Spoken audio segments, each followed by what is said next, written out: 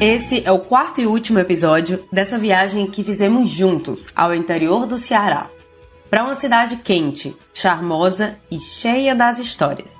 Princesinha do Sertão, Icó, nossa cidade das lendas. Conversa à toa no mercado a toda hora, meu Icó, meu amor. Conversa à toa no mercado a toda hora, meu Icó, meu amor. Nos episódios anteriores, já falamos o quão importantes são as histórias orais para a construção da memória icoense. São as transmissões de experiências que preservam as histórias. Você sabe muito bem que aqui nós temos um pezinho ou dois no misticismo. Uma tendência para acreditar no sobrenatural, e que Icó é uma cidade de gente muito católica, onde até os ateus costumam usufruir dos calendários e festividades religiosas. E por conta de tanta crendice, já falamos muito aqui sobre um santo que chamamos de Senhor do Bonfim, que tem a imagem do Cristo crucificado. E hoje vamos contar um pouco mais para você sobre as lendas envoltas na história desse santo tão importante para a gente. Ó Deus de bondade, de amor sem fim, sede hoje exaltado,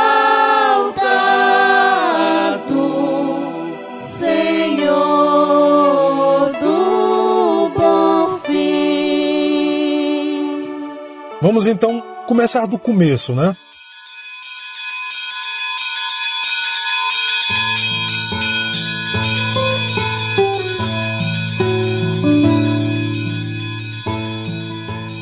A Igreja do Senhor do Bonfim é um monumento importante para compreender a história da nossa cidade. Ela fica localizada também no Largo do Teberge, bem ao lado do sobrado do Barão, aquele do episódio passado que teve uma treta com Dona Glória Dias. Essa igreja é uma das mais antigas do Ceará e a segunda construída na cidade. O terreno foi doado por Bento da Silva e Oliveira, o primeiro capitão-mor de Icó, que era uma espécie de prefeito da cidade. A esposa de Bento pediu que o marido construísse uma capela em homenagem ao santo, que ela era muito devota, e que comprasse uma imagem do Senhor do Bonfim. Então, em 1749, Bento da Silva mandou buscar a imagem lá em Portugal.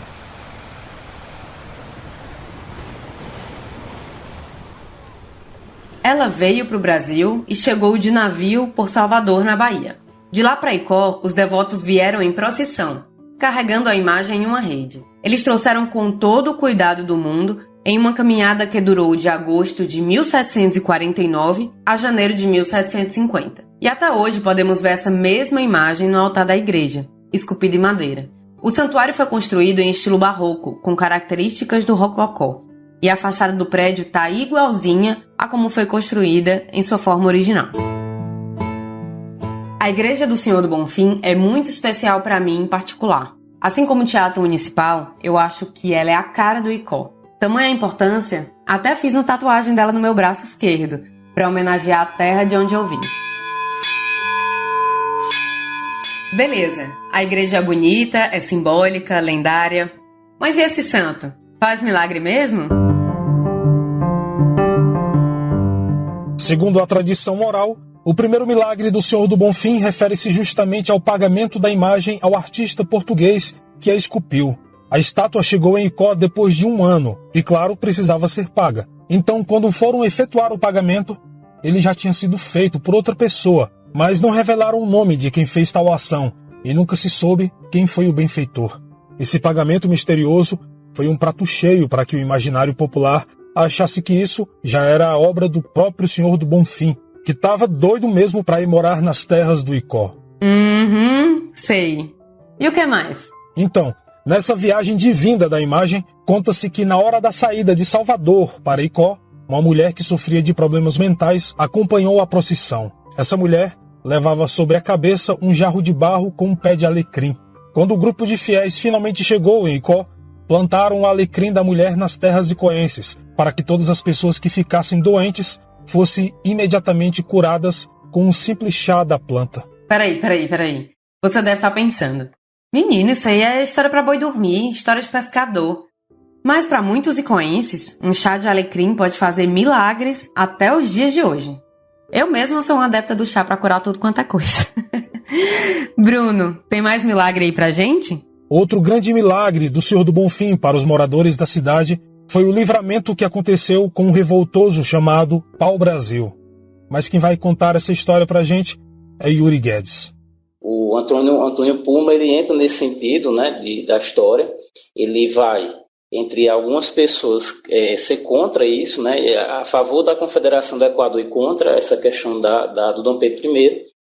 Nesse sentido, eles são capturados pela força da Comissão Matuta, né, do Canela Preta, são julgados, são levados para a antiga Casa de Câmara e Cadeia, onde em cima se julgava, era a Câmara, e o Tribunal, e a comarca, né, essa parte de justiça, embaixo eram presos ou também fuzilados, que foi o caso que viria a acontecer depois, né. Eles foram condenados ao fuzilamento, né, cinco deles, né, desses revoltosos, considerados revoltosos, e acontece justamente, vamos dizer assim, a parte que ultrapassa, que vira a lenda, que muitos acreditam que, de fato, a bibliografia historiográfica reconhece que teria acontecido mesmo, que de fato aconteceu.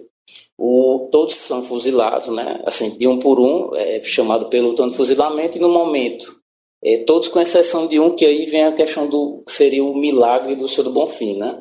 O Antônio Puma, ele, que era conhecido como o Pau-Brasil, né? Sobre a alcunha do Pau-Brasil, ele é chamado, e nesse momento, quando vai ser o momento do fuzilamento e dos tiros, ele clama para o Senhor do Bonfim, né? E todos os tiros acontecem, né? E nesse momento ele não é atingido, né? Isso se repete até que pela última vez, que seria a terceira ou quarta vez, alguns tiros atingem de raspão, mas comparado à situação toda, ele já deveria estar morto, né? Então, diante de todo esse cenário que aparece, né? Porque isso de fato se torna um milagre, porque diante de um pelotão de fuzilamento, ele praticamente saiu ileso, né? Só com alguns ferimentos. E isso, a população fica impressionada, consegue aquela população que está assistindo esse fato tirar ele dessa situação que ele estava de ser fuzilado e leva para o patamar da Igreja do Bonfim, né? E isso se configura ao longo do tempo um dos grandes milagres do milagre do Pau-Brasil, o milagre do Senhor do Bonfim, né?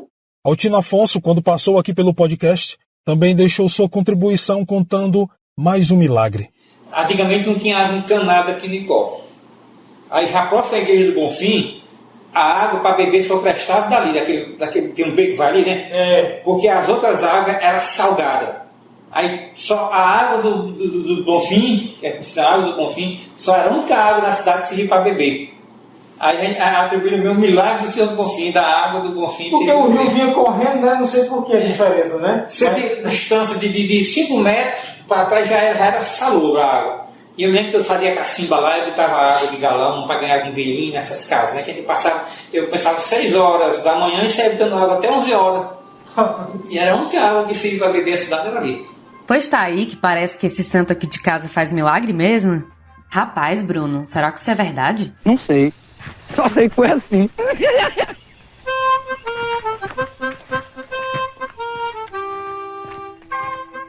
A festa do Senhor do Bonfim é a terceira maior festa religiosa do estado do Ceará e ocorre todos os anos entre os dias 22 de dezembro e 6 de janeiro.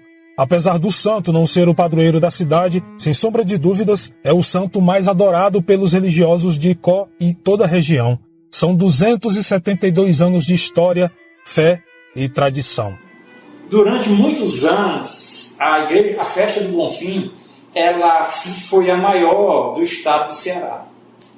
Porque quando ela começou não existia a festa de Canindé, não existia de Juazeiro, e qual foi a maior festa?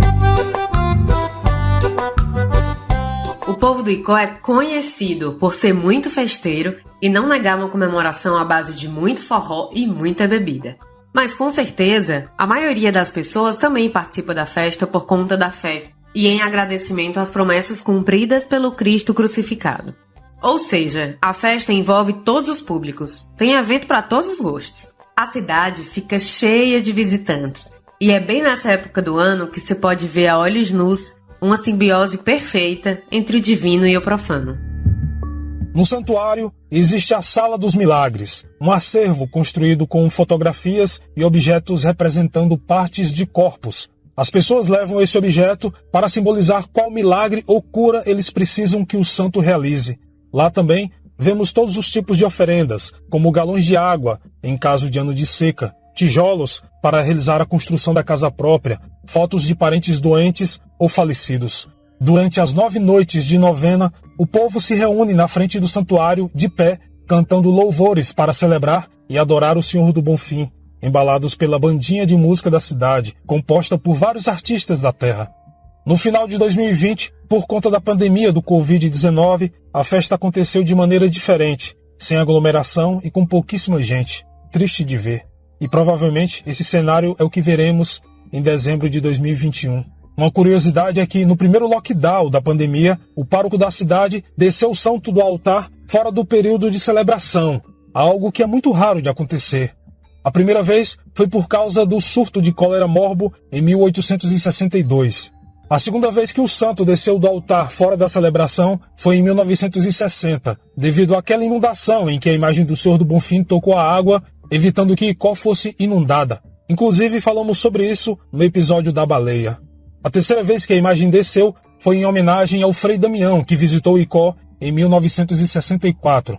A quarta vez, quando ela teve que ser restaurada, no final de 2010 e início de 2011.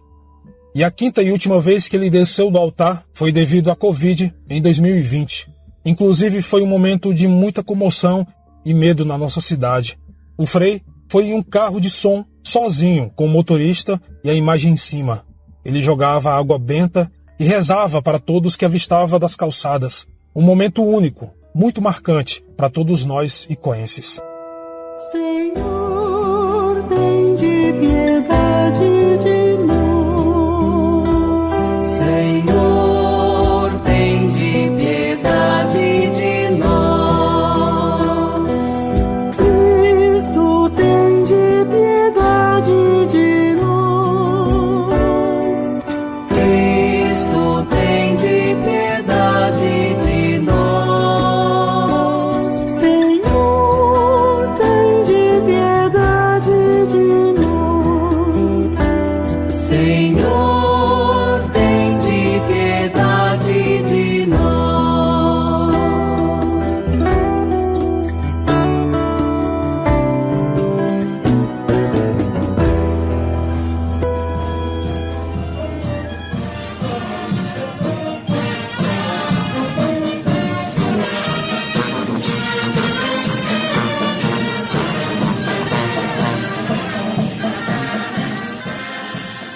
No dia 31 de dezembro, é comum as pessoas virarem a noite comemorando a virada do ano.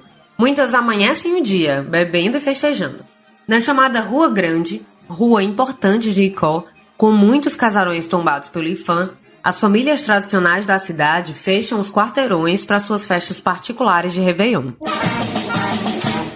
Mas, às 5 da manhã, no dia 1º de janeiro, a mesma bandinha que toca nas novenas sai correndo pelas ruas da cidade, arrastando uma multidão de gente, ao som dos melhores sopros de marchinhas que fazem a população sair em cortejo.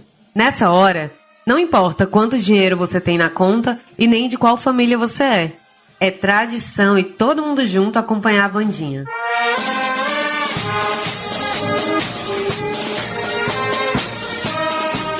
É um grito de esperança, o primeiro carnaval a ser comemorado no Brasil. E a bandinha segue o mesmo percurso, onde já, mais tarde, vai passar a procissão do Senhor do Bonfim. Primeiro o profano, depois o sagrado. Agora, às 5 da tarde, o tempo para em Icó e o ritual da procissão do Senhor do Bonfim começa. Esse é o ponto alto do rito da festa. Uma multidão segue pelas principais ruas da cidade, com muita fé, carregando seus objetos e suas crenças, em busca de um milagre. E Del falou sobre essa história na nossa conversa para compor o episódio anterior. Nós temos uma história interessante da família, que é uma coisa lá da festa do Senhor do Bonfim, que é sempre, que eu digo sempre que ela é muito mística, né? Que é o sagrado e o profano, que a gente não sabe o que é mais forte, ou até sabe, né? eu acho que o profano é mais forte do que o sagrado, né? Porque, por exemplo, eu sempre fico no primeiro andar lá da casa da minha irmã e olhando aquelas bombas e tal, e na hora dos fogos, ninguém olha para o Senhor do Bonfim, só olha para as bombas, e é aquela manifestação muito forte pelas bombas e não pela imagem e tal. E quando termina a festa do Senhor do Bonfim, aquela população toda que está ali muito fervorosa, ela sai de cena e ficam 4 gatos pingados o ano inteiro naquelas adorações à imagem do Senhor do Bonfim. Então, eu sempre acho que o profano é mais forte no Icó do que o sagrado. Mas tem uma coisa interessante que é juntar as pessoas, né? Então, a gente quer ir para o Icó em dezembro, todo mundo quer ir, porque encontra as pessoas, porque a família se reúne. Então, na nossa família, a gente sempre fez, né, a celebração do Natal, a comemoração do Natal e do Ano Novo, né? A gente se junta na noite e se junta no dia seguinte no churrasco. E é em torno, assim, a gente já juntou 50 de nós, né? Então, é sempre uma alegria muito rever as pessoas e juntar. E essa coisa de juntar as famílias também é uma característica da festa do Senhor do Bonfim, porque as pessoas se juntam ali na Rua Grande, né, ali nos quarteirões, né, de modo geral, nas calçadas, as pessoas se juntam e fazem as suas celebrações lá de Natal, né, fazem comes e bebes, e acho que isso é uma coisa muito importante da celebração, que é da festa do Senhor do Bonfim. Só aqui no Icó nós temos uma festa bonita assim, onde o povo se reúne, louvando o Senhor do Bonfim. Onde o povo se reúne, louvando o Senhor do Bonfim.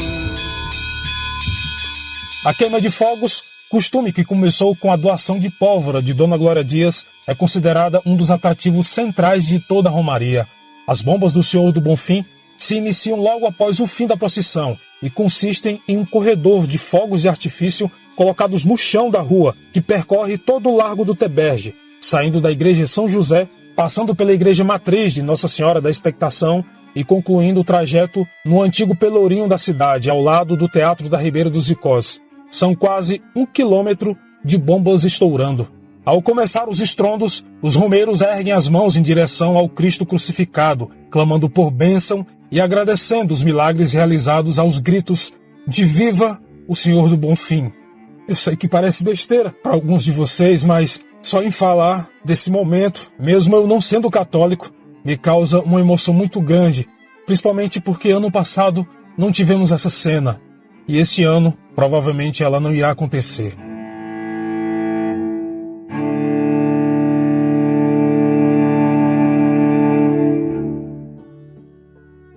Ao mesmo tempo, jovens com camisas erguidas gritam e acompanham a queima das bombas em êxtase. Não dá para explicar para quem nunca viu essa cena. É realmente surreal. Trata-se da principal tradição de Icó e que nos causa muita emoção e chega a arrepiar a espinha. Viva o Senhor do Bonfim! De longe é possível ver 20, 30, 50 homens andando a pé em cima das bombas e nada lhes acontece. Esses homens são conhecidos por muitos nós icoenses como os tamarineiros. A conceituada jornalista cearense Isabel Gurgel, do jornal O Povo, sintetizou a relevância do fogo nos festejos do Senhor do Bonfim, no Icó, e a Isa vai ler um trecho desse artigo para vocês.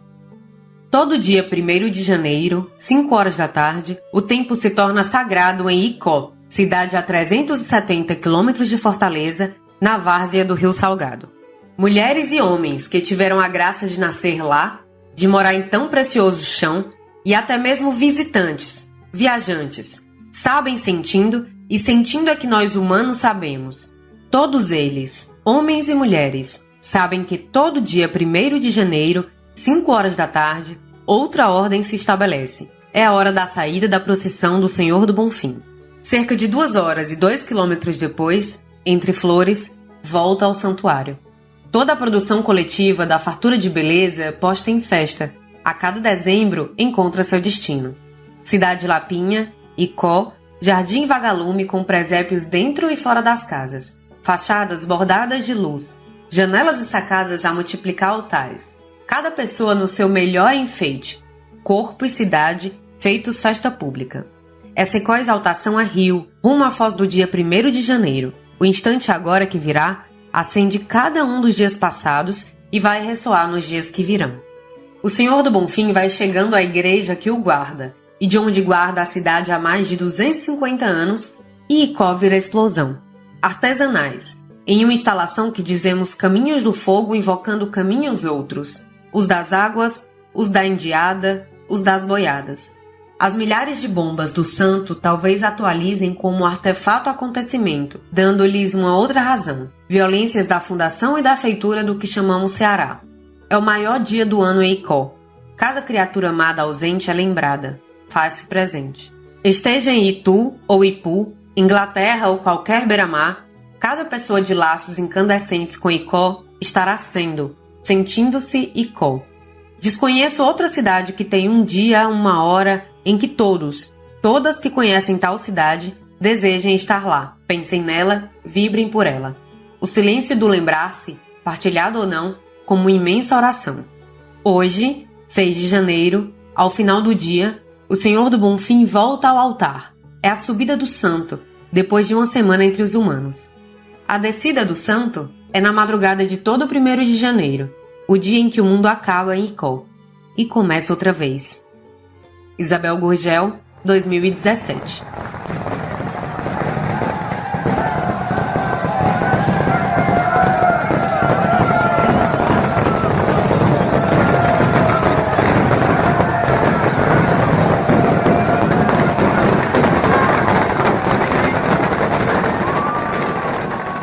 A queima de fogos em louvor ao Senhor do Bonfim no dia 1º de janeiro, além de proporcionar um espetáculo emocionante de luz, som e emoção, traz consigo uma expectativa para o sertanejo. Existe uma crença muito forte na cidade que diz que se a fumaça das bombas voltar para o lado da Igreja do Senhor do Bonfim em direção ao Rio Salgado, o inverno está garantido. Já no caso da fumaça tomar a direção contrária, o ano será muito escasso de chuvas, talvez totalmente seco, um sinal de estiagem. Desta forma, os gritos dos jovens e dos devotos, as mãos e as camisas erguidas, seriam uma forma de clamar ao Senhor do Bonfim o direcionamento da fumaça para as margens do rio, com a garantia do sustento. O fogo é parte da festa. O fogo é vida. Traz chuva para o Nordeste. Traz chuva para o Nordeste. Traz esperança para o povo sofrido. Traz esperança para o povo sofrido. Traz alegria para aqueles que estão tristes. Traz alegria para aqueles que estão tristes. Saúde para aqueles que estão doentes. Saúde para aqueles que estão doentes. Viva o Senhor do Bonfim! Como Isabel Gurgel disse em seu artigo, participar da festa do Senhor do Bonfim é uma experiência única para nós icoenses, e que se repete todo ano. Eu não sei, mas acho que para quem não é de lá, ver tudo isso ao vivo deve ser uma mistura de estranheza, emoção, medo, além de choro e, ao final, alegria. As lágrimas caem dos nossos olhos ao assistir todo aquele ritual maravilhoso. É por essas e outras que eu digo e repito: quem bebe a água do Icó, pra lá não deixa de voltar. Aqui, vemos a história acontecer na nossa cara, embaixo dos nossos pés, com o sol queimando na nossa cabeça e a esperança no nosso coração. É sim uma cidade mágica. E sim, a gente é muito suspeito para falar, mas a gente não cansa de gritar isso aos 4 ventos. Bom, é isso. Chegamos ao 4º e último episódio desta temporada do Cidade das Lendas. Eu espero imensamente que você tenha gostado e tenha acompanhado toda a trajetória que eu e a Isa tentamos costurar pela história da nossa cidade. Mas tem muita, mas muita coisa ainda para ser contada. Quando nos inscrevemos para o Fomenta NBW, não tínhamos a menor ideia do desafio que seria, em meio a uma pandemia, produzir esse conteúdo para vocês. Muito obrigada ao NBW, Ulisses, Barata, André, pela oportunidade de contar nossas histórias, por todo o apoio, toda a mentoria, puxões de orelha e muitas trocas nesse quase um ano de convivência online. Obrigada, Bruno, por ter topado entrar nessa comigo, por ter doado seu tempo e se dedicado tanto. Sem você, esse podcast seria só uma ideia. Obrigada a Serverduin por patrocinar nossa brincadeira aqui. E por fim, obrigada a cada um que deu play, compartilhou, mandou mensagem pra gente. E a gente quer muito continuar produzindo pra vocês, espalhando os causos de Icó por aí. Topam continuar nessa viagem com a gente? Por isso eu peço que você siga o nosso podcast aqui na plataforma onde você está nos ouvindo e nos sigam nas redes sociais. O meu Instagram é danielbruno.db, o da Isa é eitaisabelou com 2 L's, e também tem o Instagram do meu projeto de educação patrimonial, onde eu conto muitas dessas lendas no perfil @Icó em Fatos e Memórias e, claro, o Instagram do nosso podcast, @Cidade das Lendas. Gostaria de agradecer imensamente a minha prima e companheira Isa por todos esses meses de estudo, aprendizado e de uma ressignificação do amor que eu nutro pela minha terra e pela sua história desde tenra idade. Gostaria de agradecer também a todos do podcast NBW, o André, o Barata e o Ulisses, e também o nosso grande parceiro que nos ajudou muito na parte técnica, o Pedro, do podcast Semibreves. Bom, é isso. Um beijo no coração de vocês e até mais. O sol nasce mais cedo para o povo acordar. Um vento sopra gostoso para o povo passar e cantar. Contar o tempo que o relógio parou. Lembrar o dia em que o salgado vazou.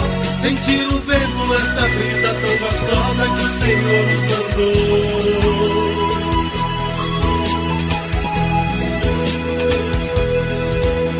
Icó acorda cedo para o sol despertar. Nos becos e pelas ruas toda a gente a falar e sonhar, sonhar com o dia em que o salgado vazar. A terra boa vai enfim verdejar. Conversa à toa no mercado a toda hora, meu Icó, meu amor. Conversa à toa no mercado a toda hora.